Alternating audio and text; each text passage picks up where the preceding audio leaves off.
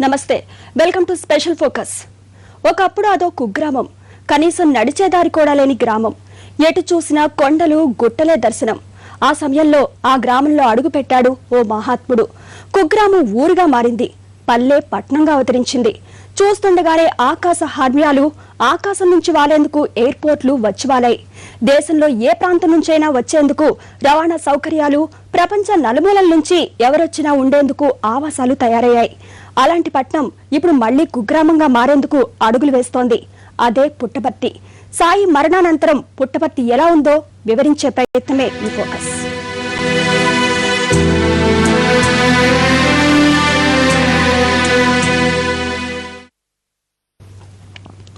పుట్టపర్తి ప్రపంచ స్థాయి ఆధ్యాత్మిక కేంద్రం.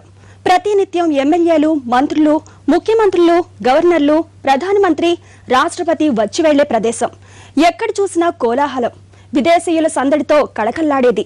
నిత్యం సందర్శకుల తాకిడి, సాయి నామస్మరణతో మారిమోగిపోయేది. కానీ ఇప్పుడు ఎక్కడ చూసినా నిశ్శబ్దం తాండవిస్తోంది. మంత్రులు, ప్రజాప్రతినిధులు కాదు కదా, చుట్టుపక్కల ఊరువారు కూడా రావడం మానేశారు.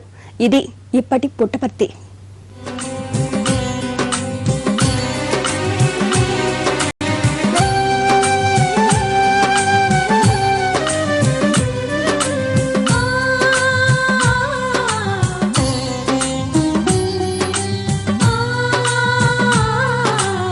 ఒకే ఒక్కడు. ఆయన నిలిచినంత కాలం ప్రతినిత్యం 3 పువ్వులు 6 కాయలుగా వర్ధిల్లింది పుట్టపర్తి. కాని ఇప్పుడు ఆ ఒక్కడు లేకపోవడంతో ఊరుకు ఊరే నిశ్శబ్దంలో మునిగిపోయింది. ఎక్కడా సందడి లేదు, కోలాహలం లేదు, ఉత్సవాలు లేవు, భక్తుల తాకిడి లేదు, విదేశీయుల అలికిడే కనిపించడం లేదు. ఎటు చూసినా శ్మశానాన్ని తలపించే నిశ్శబ్దమే నిండిపోయింది.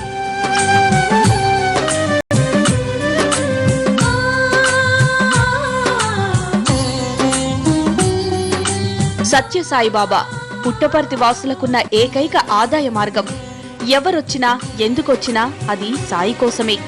అందరూ సాయిని చూసి తరిద్దామని వస్తే అలా వచ్చిన వారికి సేవలందించి తరించేవారు కొందరు. అలా ఒక కుగ్రామంగా ఉన్న ఊరు కాస్త పెరిగి పెద్దదైంది. ఒకప్పుడు నడకదారి కూడా లేని గ్రామానికి రోడ్లు పడ్డాయి. దేశ నలుమూలల నుంచి వచ్చేందుకు బస్సు, రైల్వే సౌకర్యాలు వచ్చాయి.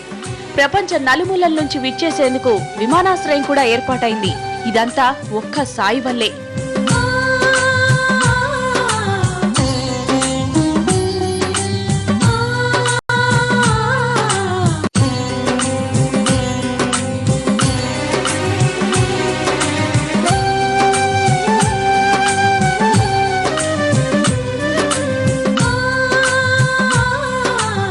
సాధారణంగా ఒక పల్లె పట్టణం అవ్వడానికి వ్యవసాయ పరంగానో పారిశ్రామికంగానో అవకాశం ఉంటుంది.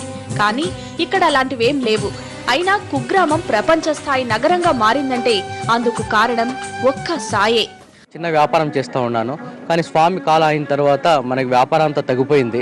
కానీ మన ఆత్మవిశ్వాస తట్టి ఇచ్చేస్తే ఇంకా మనం ఉన్నాం ఇక్కడ బాగా. ఇంకా స్వామి జరుగుతుంది. కానీ స్వామి ఇక్కడ ఇంకా విగ్రహాంత ప్రతిష్టాపన చేసి ఇచ్చేస్తే బర్త్డే కానీ చేస్తే ఇంకా బాగా జరుగుతుంది. ఇంకా జనం బాగా వస్తారు, ఇదవుతుందని చెప్పేసి ఇచ్చేస్తాం. స్వామి మాకి అన్నము బట్టలు అంతా ఇస్తూ ఉన్నారు. ఇప్పుడుగా స్వామి పైన మనం ఆధారంతో బతుకుతూ ఉన్నాం.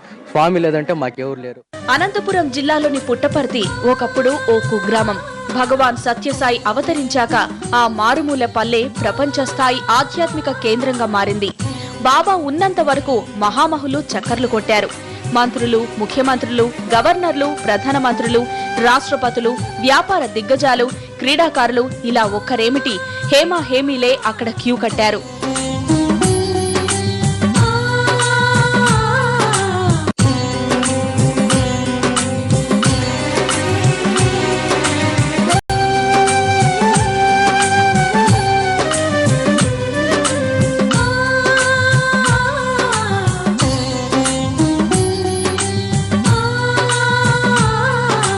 ఇప్పుడు పుట్టపర్తిలో ఏ సందడి లేదు.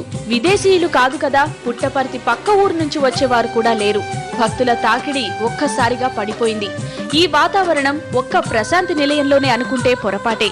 పుట్టపర్తి పట్టణం మొత్తం ఇప్పుడు ఇదే నిశ్శబ్దం. పండగలొస్తే పట్టణం మొత్తం ఉత్సవంలా ఉండేది.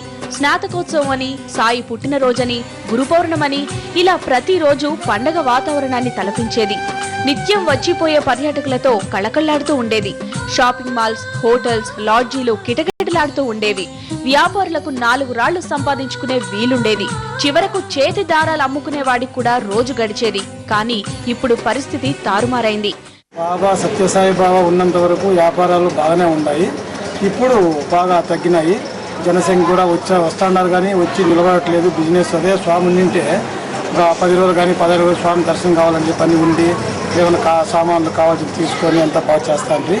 ఇప్పుడైతే స్వామి లేడు కాబట్టి వస్తున్నారు, సమాధి చూస్తున్నారు, వెళ్ళిపోతున్నారు. షాపింగ్ మాల్స్ లో సందడి లేదు. వీధుల్లో పర్యాటకుల పలకరింపులు లేవు.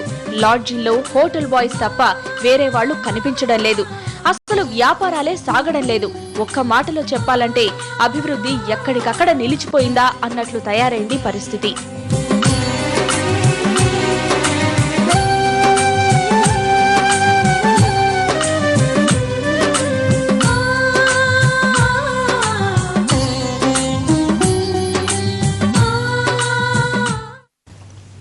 స్పెషల్ ఫోకస్ లో షార్ట్ బ్రేక్ తీసుకుందాం.